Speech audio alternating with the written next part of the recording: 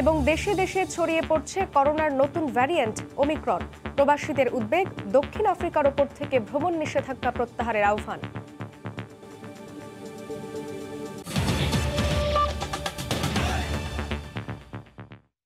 সময় সংবাদের সঙ্গে আছি আমি জান্নাতুল সাদিয়া।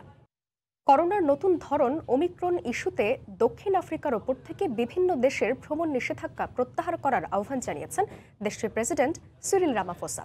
একই সঙ্গে এই ধরনটি মোকাবেলায় তার সরকার নানা পদক্ষেপ নিয়েছে বলেও উল্লেখ করেন তিনি। দক্ষিণ আফ্রিকা থেকে মিজানুর রহমান রাসেলের রিপোর্টে বিস্তারিত।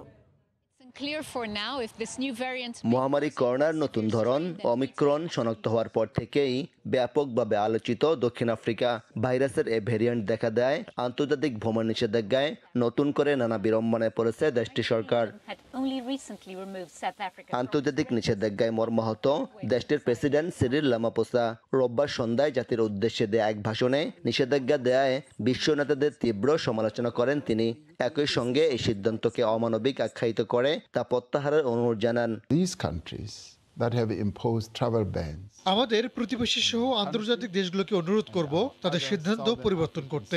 এমন সিদ্ধান্ত আমাদেরকে আরো পিছনে নিয়ে যেতে পারে, এটা একদম অযৌক্তিক। প্রেসিডেন্ট তার ভাষণে ওমিক্রন মোকাবেলার প্রস্তুতির ওপর গুরুত্ব দিয়ে আতঙ্কিত না হওয়ার পরামর্শ দিয়েছেন। একই সঙ্গে ভ্যাকসিনের বুস্টার ডোজ নেয়ার অনুরোধ জানান তিনি। মহামারীর নতুন ধরনটি প্রতিরোধে লকডাউন লেভেল 1-এ সীমাবদ্ধ রেখে স্বাস্থ্য সচেতনতার ওপর গুরুত্ব দিয়েছেন। একই সঙ্গে পাবলিক সমাগম এড়িয়ে চলার পরামর্শ সহ মাস্ক পরা বাধ্যতামূলক করা হয়েছে। করোনার নতুন ভ্যারিয়েন্ট মোকাবেলায় দেশের সকল জনগোষ্ঠীকে ভ্যাকসিনের আওতায় আনতে কার্যকরী পদক্ষেপ সহ ভ্যাকসিন গ্রহীতাদের জন্য পুরস্কার ঘোষণা দিয়েছেন দেশটির সরকার। মিজানুর রহমান রাসেল, সময় সংবাদ, দক্ষিণ আফ্রিকা। রেলের উন্নয়নের সঙ্গে সঙ্গে এ খাতে রংপুর অঞ্চলের মানুষের বঞ্চনা যেন বাড়ছে। একে একে লোকাল ট্রেনগুলো বন্ধ করে দেয়ায় গণমানুষের পরিবহন হিসেবে পরিচিতি হারিয়ে ফেলেছে রেল কর্তৃপক্ষ। লোকাল ট্রেন কমলেও আন্তনগর ট্রেন বাড়ানোর দাবি করছেন। লোকবল সংকটে কিছুটা সমস্যার কথা স্বীকার করলেও ভুক্তভোগীরা তুলছেন ব্যবস্থাপনায় ত্রুটির অভিযোগ। তারিকুল ইসলামের ক্যামেরায় রতন সরকারের রিপোর্ট। শুধুমাত্র রংপুর, কুড়িগ্রাম, লালমনিরহাটের মধ্যে একসময় 16 জোড়া লোকাল ট্রেন চললেও শেষ পর্যন্ত 10 জোড়া চালু ছিল। সম্প্রতি আরও 4 জোড়া বন্ধ হওয়ায় চলছে মাত্র 6 জোড়া ট্রেন। লালমনিরহাট ডিভিশনের 80টি স্টেশনের মধ্যে বন্ধ হয়ে গেছে 19টি। কর্তৃপক্ষের উদাসীনতায় কমেছে রাজস্ব আদায়। আমাদের আউলিয়াগঞ্জ স্টেশন আছে, কিন্তু কোনো প্রকার টিকিট মাস্টার নেই। টিকিট কাটি নাই।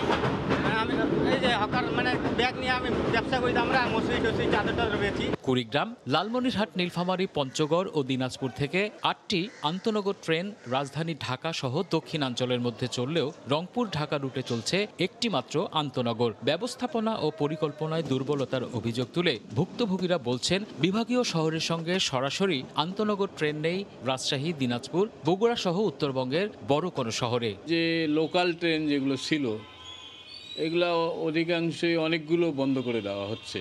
ট্রেনের ব্যবস্থাটা করা হয় রংপুর থেকে, তাহলে এই অঞ্চলের যারা কর্মজীবী মানুষ, যারা ব্যবসায়ী এবং যারা শিক্ষার জন্য বিভিন্ন শহরে যাচ্ছে, তাহলে কিন্তু একটা ভালো যোগাযোগ ব্যবস্থা হয়। লোকাল ট্রেন কমলেও আন্তনগর বাড়ানো হয়েছে বলে দাবি রেলের বিভাগীয় কর্মকর্তার। তবে লোকবল সংকটে ব্যবস্থাপনাগত সংকটের কথা স্বীকার করেন। জনবল হ্রাস পাওয়া একদিকে, আর একদিকে নতুন নতুন ট্রেন কিছু চালু হচ্ছে, ফলে আমাদের সেই চ্যালেঞ্জ মোকাবেলা করে এগুতে আমাদের একটু হিমশিম খেতে হচ্ছে। আমরা তারপর তৎপর রয়েছি আমাদের যে ট্রেনগুলো বন্ধ রয়েছে সে বন্ধ ট্রেনগুলো কিভাবে সচল করা যায়। তবে এর পেছনে ইঞ্জিন ও বগি সংকটের কথা জানিয়েছে রেলের একাধিক সূত্র।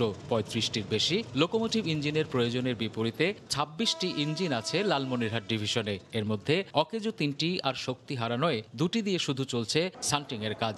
পাশাপাশি বগি বা কোচেরও রয়েছে তীব্র সংকট। রতন সরকার, সময় সংবাদ, রংপুর। নীলফামারীর সৈয়দপুর পৌরসভার তামান্না মোড় থেকে ওয়াবদা পর্যন্ত 5 কিলোমিটার রাস্তার 4 কিলোমিটারই বেহাল দশা।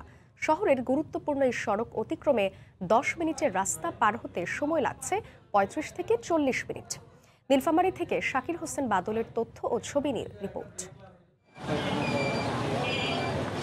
নীলফামারী সদর থেকেই সৈয়দপুর শহরে সরাসরি প্রবেশের একমাত্র এই সড়কটি খানাখন্দে ভরা। প্রতিদিন চরম ভোগান্তির মধ্যে চলাচল করছে হাজারো মানুষ ও যানবাহন। ৩২ লাখ টাকা ব্যয়ে ২০১৪ সালে সংস্কার হলেও ৫ কিলোমিটার গুরুত্বপূর্ণ এই সড়কটির ৪ কিলোমিটার রাস্তাই ভাঙাচোরা। এই রাস্তার দুই পাশে ৫টি স্কুল ও কলেজ, উপজেলা স্বাস্থ্য কর্মকর্তার কার্যালয়, সৈয়দপুর থানা, রেলওয়ে স্টেশন, রেলওয়ে বিদ্যুৎ সরবরাহ কেন্দ্র সহ ঐতিহাসিক চিনি মসজিদ থাকায় গন্তব্যে পৌঁছাতে চরম দুর্ভোগ পোহাতে হচ্ছে মানুষকে। রেল স্টেশন থেকে ওয়াবদা যাইতে 1 ঘন্টা সময় লাগে। অনেক দুর্ঘটনা ঘটে, 3-4টা অ্যাক্সিডেন্ট প্রতিদিন হতেছে। যাত্রী কষ্ট, আমাদেরও কষ্ট, রেগুলার কষ্ট হচ্ছে। এই রাস্তাটা অনেক বিপজ্জনক, আমাদের রাস্তা পারাপার হতে অনেক ভয় লাগে।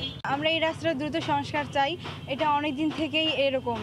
রাস্তাটির জনগুরুত্ব বিবেচনায় ২৮ লাখ টাকা ব্যয় দ্রুত সংস্কারের জন্য ইতোমধ্যে টেন্ডারের সব প্রস্তুতি শেষ হয়েছে বলে জানান মেয়র সহ সংশ্লিষ্টরা। আমরা এখানে ৮ কোটি টাকা মূল্যমানের পাকলন তৈরি করছি, যেটা রাস্তাটা খুব সুন্দরভাবে নতুন করে তৈরি করব। এমজিএসপি প্রকল্পে উক্ত রাস্তাটি ১ নং গুরুত্ব হিসাবে রাখা হয়েছে। প্রায় ৮ কোটি টাকা ব্যয়ে রাস্তাটি নতুন করে করা হবে। মরণ ফাঁদে পরিণত হওয়া সড়কটি দিয়ে স্কুল কলেজে যাওয়া আসা শিক্ষার্থী সহ যাত্রীদের চলাচলে সময় লাগছে প্রায় ৩ গুণ বেশি। সময় সংবাদ, নীলফামারী। মাছের পর্যাপ্ত সরবরাহ, কেমিক্যাল মুক্ত ও চাহিদা থাকায় পিরোজপুরে দিন দিন বাড়ছে শুটকি উৎপাদন। ফ্যাপসা, লইট্টা, ছুরি, মরমা ও চিতল সহ প্রায় ৩৫ প্রকারের সামুদ্রিক মাছ শুটকি হচ্ছে। ব্যবসা চলে নভেম্বর থেকে শুরু হয়ে প্রায় ৪.৫ মাস। পিরোজপুর থেকে জিয়াউল হকের পাঠানো তথ্য ও ছবি নিয়ে রিপোর্ট। দিন যতই বাড়ছে আহারের তালিকায় যোগ হচ্ছে শুটকি মাছের রকমারি ব্যবহার। শুধু দেশেই নয়, দেশের বাইরেও বাড়ছে এর চাহিদা। ফলে দিন দিন বাড়ছে এর সরবরাহ। মাছ ভেদে প্রতি কেজি শুটকি বিক্রি হয় ৪০০ থেকে ১২০০ টাকা পর্যন্ত। আর সরবরাহ নিশ্চিত করতে পিরোজপুরের পাড়ের হাটের কেমিক্যাল মুক্ত শুটকি পল্লীর শ্রমিকরা এখন ব্যস্ত। আমরা ৪ মাস এখানে ব্যবসা করি, মৎস্য বন্দরের কাছ থেকে কিনে এখানে শুকানো হয়। প্রতি বছর মাছ শুকাই, কোটি কোটি টাকার মাছ শুকাই, তারপরে এই জায়গায় আমরা কোনো সুযোগ সুবিধা পাচ্ছি না। পাড়েরহাট বন্দর বঙ্গোপসাগরের কাছাকাছি হওয়ায় এখানকার বাদুরা নামক স্থানে গড়ে উঠেছে একটি মৎস্য অবতরণ কেন্দ্র। ফলে জেলেরা সাগর থেকে মাছ ধরে সরাসরি নিয়ে আসেন এই কেন্দ্রে। এ বন্দরে শতাধিক প্রজাতির সামুদ্রিক মাছের আমদানি হলেও ফ্যাপসা, লইট্টা, ছুরি, মরমা, চিতল সহ প্রায় ৩৫ প্রকারের সামুদ্রিক মাছ শুটকি হয়। নভেম্বর মাস থেকে প্রায় ৪.৫ মাস চলে এই শুটকির ব্যবসা। কেমিক্যাল মুক্ত ও পরিচ্ছন্নতার সাথে শুটকি তৈরি করায় এর চাহিদা অনেক। মাছগুলো সুন্দরভাবে ধৌত করার পরে শুকাই, কিন্তু আমরা এতে কোনো ঔষধ, কোনো কিছু কীটনাশক কিছু ব্যবহার করি না। একটা মাছ শুকাইতে মিনিমাম কম হইলে 1 সপ্তাহ টাইম লাগে। মাছের পর্যাপ্ত সরবরাহ থাকায় কাঁচা মাছের পাশাপাশি জমে উঠছে শুটকি মাছের ব্যবসাও। প্রতি বছর কয়েক কোটি টাকার বিক্রি হয় এই শুটকি পল্লী থেকে। আর সরকারের রাজস্ব বৃদ্ধি, মান নিয়ন্ত্রণ ও শুটকি ব্যবসার প্রসারে মৎস্য বিভাগ প্রশিক্ষণ সহ সার্বিক সহযোগিতা করছে। মানসম্মত এবং স্বাস্থ্যসম্মত শুটকি যদি তৈরি করতে চায়, আমাদের হাইজেনিক এবং প্যাকেজিংয়ের উপরে তাদের বিশেষ প্রশিক্ষণ প্রদান এবং আধুনিকরণের ব্যবস্থা করি, তাহলে আমাদের অর্থনৈতিক অবস্থা অত্যন্ত সচল হবে। ৫ বছর আগে একটি শেড দিয়ে যাত্রা শুরু হলেও এর সংখ্যা এখন দাঁড়িয়েছে ৫টিতে। প্রতি বছর এ জেলায় উৎপাদিত হয় ৭৫ থেকে ৮০ হাজার কেজি শুটকি। সময় সংবাদ, পিরোজপুর। শীতের আগমনে কাপড় বুনতে ব্যস্ত রাঙামাটির পাহাড়ি গ্রামগুলোর ছোট উদ্যোক্তারা। প্রতিটি গ্রামের উঠানেই তাঁত বুনছেন নারীরা। তবে সুতার দাম বাড়ায় আগের মতো লাভ হচ্ছে না বলে জানান উদ্যোক্তারা। রাঙামাটি প্রতিনিধি হেফাজত সবুজের তথ্য ও ছবি নিয়ে রিপোর্ট। রাঙামাটির দুর্গম তঞ্চঙ্গা গ্রাম অগয়াছড়ি শহর থেকে নৌপথে প্রায় ঘণ্টাখানেকের পথ। এই গ্রামেরই শিক্ষিত নারী অলনা তঞ্চঙ্গা পড়েন রাঙামাটি বিজ্ঞান ও প্রযুক্তি বিশ্ববিদ্যালয়ে। নিজের পড়ার খরচ ও স্বাবলম্বী হওয়ার স্বপ্ন থেকে গ্রামের তাঁতিদের জড়ো করে তৈরি করছেন তাঁত পণ্য, যা নিজের ফেসবুক পেজের মাধ্যমে দেশের বিভিন্ন জায়গায় বিক্রি করেন তিনি। শীতের মৌসুমে পার্বত্য জেলাগুলোতে বেড়ে যায় পর্যটকদের আনাগোনা।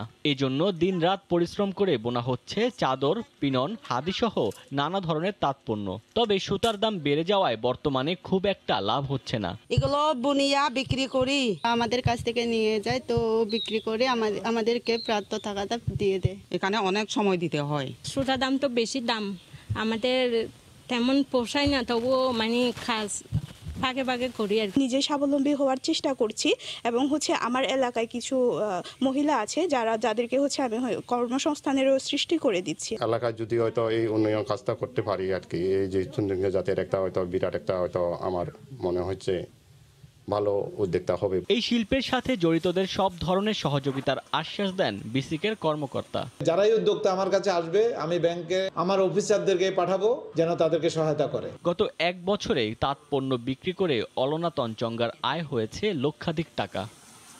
সময় সংবাদ, রাঙামাটি। চট্টগ্রাম টেস্টের খবর। প্রথম টেস্টের চতুর্থ দিনে নিজেদের দ্বিতীয় ইনিংসে লিডকে বড় করতে লড়ছে বাংলাদেশ। এই মুহূর্তে চট্টগ্রামে আছেন রিপোর্টার মাকসুম আলম খান। ম্যাচের সবশেষ খবর জানতে সরাসরি যাচ্ছি তার কাছে।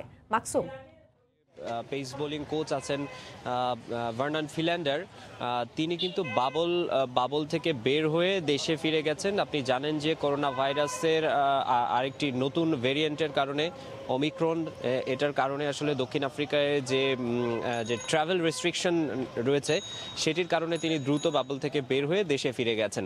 এখন বাংলাদেশেও আসলে দক্ষিণ আফ্রিকান কোচরা আছেন, তারাও কি বাবল থেকে বের হয়ে যাবেন কিনা এমন কিছু আমরা এখন পর্যন্ত শুনতে পারিনি। তবে তারা দেশে ফিরে যাক বা না যাক, প্রথম ওভারে আসলে খেলায় ফিরব। প্রথম ওভারে মুশফিকুর রহিম ফিরে গেছেন, যার উপরে অনেক ভরসা বা আস্থার জায়গা ছিল। বাংলাদেশের এই একাদশের সবচেয়ে অভিজ্ঞ ক্রিকেটার, সবচেয়ে বলা যায় যে ব্যাটিংয়ের একেবারে প্রাণ, তিনি দ্বিতীয় ইনিংসে একেবারে আজকের প্রথম ওভারেই ফিরে গেছেন, যদিও একটা বাউন্ডারি দিয়ে শুরু করেছিলেন।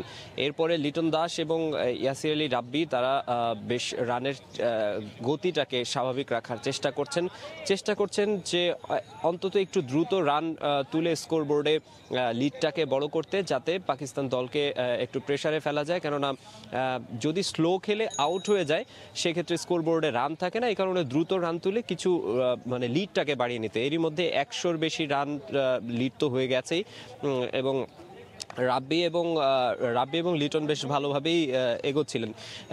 এর আগে মাঝখানে আমরা দেখেছি যে লিটন দাস একটু তাড়াহুড়ো করছেন, যার কারণে আমরা দেখেছি যে নোমান আলীর বলে একবার কিন্তু একটা জীবনও পেয়েছেন তিনি উইকেট কিপার রিজওয়ান, তিনি বলটা ধরতে পারেননি, তাহলে হয়তো বা স্ট্যাম্পিং হয়ে যাওয়ার চান্স ছিল লিটনের।